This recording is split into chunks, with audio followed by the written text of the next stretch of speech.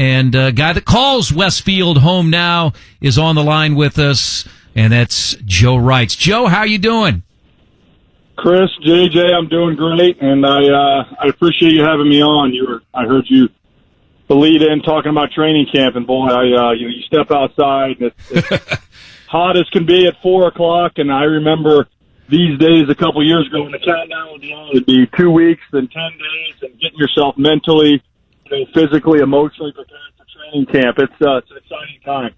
Joe, I'm sure, the family has their thoughts about when a season starts. I mean, Chris and I even have the same thing. When an NBA season starts, the family has to get used to you being gone a lot. But just the thought about being on the field for training camp, is it excitement? Is it, be honest, it has to be a little bit of dread just because of training camp. I think from the days that I played in at a much different level, you enjoy the games and you enjoy the season, but there's nothing more difficult than football training camp.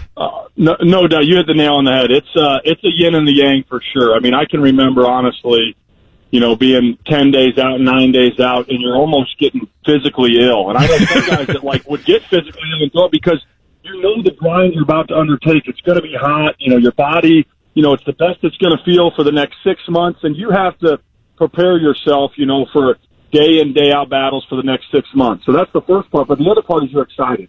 You're excited about the season. You got those emotions. So it's balancing, and a lot of self-talk to yourself. I'm ready for this. Training camp's not going to be that bad. And it never is, right? It's like with anything. The anxiety, the worry about anything in life is always worse than when you're actually in it. But, once you report, the sights and the smells of training camp bring you back. And I love that the Colts are going away for training camp. I think that's so important.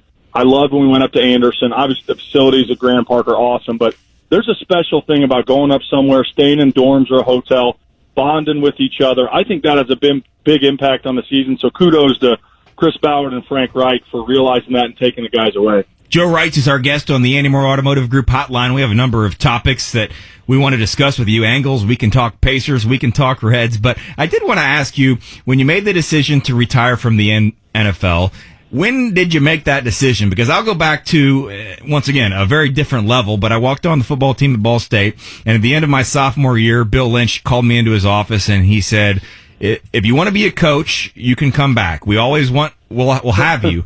And this offseason, go home, think about it, and, let me know what your thoughts are for your junior season if you want to come back.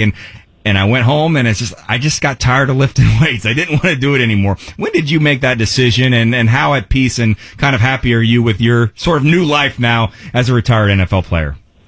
Yeah, I would say when the 2016 season ended, in my mind, I was maybe 50-50.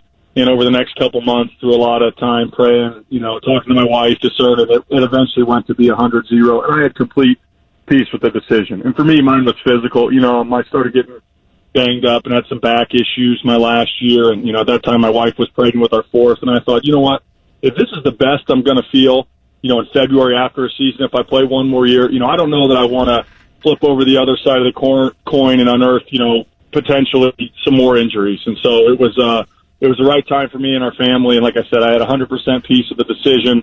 But I'd be lying to you if I don't miss it. Now, will I miss training camp? No, absolutely not. Will I miss the time in the dorms and the pranks and all that stuff? Yeah, because you miss the camaraderie and you miss the 3 hours on Sunday, the highly competitive, games. But I'll tell you what, it's not the season and the grind that makes a lot of people retire. It's training camp. I read that Clint Bowling, a good offensive lineman for the Bengals, announced his retirement today. I mean, there's a lot of guys that a couple weeks out of training camp, you start to see them really thinking about, do I want to go through with this again? Because it's an awful tough, physical and mental grind. But boy, what a sense of accomplishment. I can remember my first training camp with John Harbaugh and the Ravens, and that was back, the pre-CBA. You could still have old school two-a-days. And Coach Harbaugh is a tough coach now. He ran a tough camp.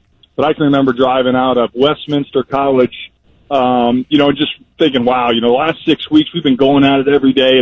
And you do have a sense of accomplishment, and you do get hardened in a positive way. And I give the Colts a lot of credit last year. I know they had a tough camp. They hit a lot. They tackled a lot. They went live to the ground. There's no doubt that sparring with each other during training camp led them to be able to go on a run 9 out of 10 down the stretch. So I expect them to have another tough physical camp, but I think it'll pay dividends into December and January again this year. Joe Reitz, former Colt, is on the line with us, the Andy Moore Automotive Group hotline, filling in for JMV. I'm Chris Denary, TV voice of the Pacers on Fox Sports Indiana. Jeremiah Johnson, pregame, postgame, sideline, joining me. It's a Monday in July, so let's move to the field, Joe. As we look at this Colts team, they experienced really what the Pacers did a couple of years ago when people picked them to win 30 games and they advanced to the playoffs. Colts get off to that very slow start last year, and this Colts team really turned it around, won a playoff game against Houston, lost in Kansas City. Some very impressive offseason moves. This looks like an offense that can score by bunches, right? Yeah, no, I agree. I mean, you talk about how good their offense was last year, and you had Campbell from Ohio State, and you had Funchess, and I mean, I just think, the sky's the limit for them. And I think, like you said, the expectations are high, and that's a good thing, because when expectations are high, that means you performed in the past and people expect you to be good. I think the one thing to caution about is you never want to read your own press clippings. And I would say that, the Colts obviously had a great season last year, but everybody starts back at square one. And what you did last year doesn't mean anything, when you turn on the first day and you get the pads on in training camp. And I think the Colts know that. I think that's a credit to the leadership with Frank and with Andrew Luck and the players all the way down. The character of the players, I don't think that'll be an issue in having high expectations. But I tell you what's exciting. Every team will tell themselves or tell the media that we got a shot to get to the Super Bowl. When training camps start, only about 10 really believe it, right? Because I believe there's only about 8 to 10 teams that really got a shot to hoist the Lombardi at the end of the year, and the Colts are one of them. And it's exciting to be in that mix. I know that, there were, some seasons when we really felt that and believed that as a team, and you have that excitement level in training camp, and because obviously you're all working towards that to be holding that thing up, at the beginning of February. But the work has already started, but it really starts in training camp. When you're going there and you're grinding for a month and you're getting after each other every single day, the teams that end up being championship teams, those are forged in those hot summer days in mid and late July. You just want to be in the discussion, and I looked earlier today at some of the odds just to see what kind of Las Vegas thinks in terms of the favorites, and they've got the Patriots and Chiefs both right there at about 6-1 to win the Super Bowl. You've got the Rams and the Saints at I think 8-1, 9-1, and then you've got the Colts at 10-1. You have the Colts mentioned in the same categories as the teams that were in the Super Bowl. You have the Eagles and the Bears at 14-1. As you take a look at that list, do you think that's the kind of company the Colts are keeping right now? Yeah, I think so. And I tell you, I think the Colts, we had a tough schedule, especially early on. You think 3 out of your first 5 games, you're at LA Chargers, you're at the Titans, which we've owned the Titans, but, they always play us tough. And then you're at the Chiefs in a Sunday night game. So 3 out of your first 5 are tough. One's a division game, 2 are against playoff teams, all on the road. So if the Colts can get off to a good start, then they have a bunch of games at home, kind of through the middle of the schedule. And obviously home field is huge. I think the further you go in the playoffs, to be able to play, those second round games, the divisional round, or host an AFC championship game, that makes a big difference, especially if you can play it at home with our great fan base. So hopefully the Colts can get off to a fast start and pile up some early wins, and they can be one of those teams that's, maybe they get a bye. Maybe you have the 1 or 2 seed, whereas last year you had to go down and play on the road right away. You had to play on the road again in Kansas City. Joe, is it an advantage? I was looking at the schedule last year. I think it was week 9 where the bye came. This year it's after the 5th game, and it's earlier in October against Kansas City. That seems to me, as a layperson, saying, hey, that's good because you've gone through training camp, your 4 preseason games, and then you play, as you said, those 5 games with 3 on the road. It would appear that early bye could work as an advantage for the Colts. I really like their schedule because if I was a player, do you want the bye probably week 8 or 9? Yeah, but there were a couple years when we had a later bye, and then the Thursday night game was like the week after. Ideally you want your bye, about a month apart from your Thursday night game because that's kind of a 3-day mini bye. And the Colts got that this year, which is really nice. I think they play the Texans, then in mid-November, which will be nice. So I really like how their schedule sets up. Like you said, you got 3 out of the first 5 on the road. There's some travel in there, but boy, if you could get off to a hot start, get the bye, you got 4 out of your next 5 at home.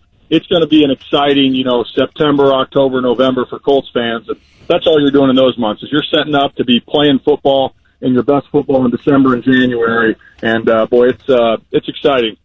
Joe, it seems like the NFL just keeps thinking about a way to get another couple weeks out of the season. I don't know if you saw a report today or maybe it was over the weekend about a possible 18-game regular season, but saying that players could only play in 16 of those games. It seems far-fetched from an outsider's perspective. How do you think that would go over in the locker room in terms of picking certain players to sit out certain games? I mean, some guys are going to get hurt where their games are chosen for them. Yeah, I think that's pretty ridiculous. I think that's the owner's posturing, and just, trying to throw the players a bone. I mean, what are you going to do? If you got a guy healthy, you're going to make him sit out. That will just make 2 of those games glorified preseason games. To me, I don't have a dog in the fight or any inside info, but I think the owners are posturing with 18 to try to get to 17. And I think from my perspective, if I was a player, you said you got to play 17 games, but we'll pay you an extra game, right? It's not going to be your salary split over 17 games and you throw in an extra bye week. I think that could potentially get done. If you're saying, okay, well, each team's going to now have 2 bye weeks, we'll extend the season, you're going to play 1 more game. To me, I think that's something that maybe the owners are really pushing for deep down, and so maybe they're posturing with 18 to try to get to 17. But I think that if you did some things salary-wise and bye weeks, you could potentially get the players on board. I think it's just going to be interesting. The CBA is up after this year. I read that Roger Goodell wants to get a new CBA before the season starts, but there's going to be a lot that goes on, before that new collective bargaining agreement, because that's going to dictate, the outline of the NFL for the next 10 years or so. Yeah, that makes a lot of sense, Joe, from the standpoint you'd have 17. 1 year you'd have 9 home games. The next year you'd have 8. That'll be interesting to watch. Okay. A couple of final questions. I always love getting a text or so from Joe. He said one of the best times of year is the Pacers are out west. Kids go to bed. I can sit back and watch Chris, JJ, and company on Fox Sports Indiana. So we appreciate that because we know you're a huge basketball fan, played at Southeastern, played college basketball in the MAC. And then let's talk Reds. They're better. This is the text I get from Joe. How do you score 28 runs in a series and only win 1 game? And I mean that's almost unfathomable to be able to do that. But the good thing is we're 6.5 out, and you got 3 against the Cubbies, which we played well against. You got 4 against St. Louis at home and 3 against Milwaukee. I mean, the next 3 weeks are big, right? The next 10 games, yeah. I mean, if you go 7-3 or 8-2, in the next 10 all divisions, you put yourself in a position to make some moves. If you go here and you win 3 games or 2 games, I mean, you essentially wrote yourself out of the race. So I'm excited starting with this first game against the Cubbies. So my brother-in-law, Brian Shelbourne, loves the Cubs. My other brother-in-law, Taylor Hoffman, loves the Cardinals, JJ. Oh, wow. We have a wicked family group text with all the men with my dad, Dave, and brother, Andy. So it's constant, back and forth. So we've been talking a lot of trash tonight. Well, hopefully he approved of my work on the Cardinals broadcast. I said, Joe, he was a traitor to be on the Cardinals broadcast. Yeah, no question. But, so we've been talking a lot of trash to Brian here about the Reds and the Cubbies because we played well against them. So, boy, it'd be nice to win the series and take 2 out of 3 and get ourselves, back on the right track. Well, we think of you as a basketball player. We think of you as a football player, obviously. But I have it on good authority that you're a pretty good coach pitcher as well from Carmel Pups. Is that accurate? How's your arm right now? Yeah, it's not too bad. I do an underhand throw, so I'm not too sore rolling in there. But, yeah, I tell you, it's baseball, basketball, and football, to me, the big 3, and played them all growing up. And it's fun for me and my own son to be able to kind of play a lot of sports. And that's my message to kids everywhere, right? Play as many sports as you can for as long as you can because you never know what you're going to end up liking the best. You never know what your body's going to end up like. I could get on a soapbox, but it kills me when you got, 8, 9, 10-year-old kids specializing in sports because somebody tells them they need to. Every Division I player, 30 out of the 32 first-round NFL draft picks, we're all multi-sport athletes. So, I came from a multi-sport home, and, I'll be darned if my kids aren't going to play a lot of sports growing up because it should be fun. And that's, at the end of the day, we all got in and love sports because they're fun, right? And that's how it should be for all of us from adults all the way down to kids. Always great to talk to Joe Reitz. He has made that transition, former player, now a member of the media. We hear him on all the Colts broadcasts. Joe, thanks so much for spending some time with JJ and I, making it very easy in our one-off filling in for JMV today.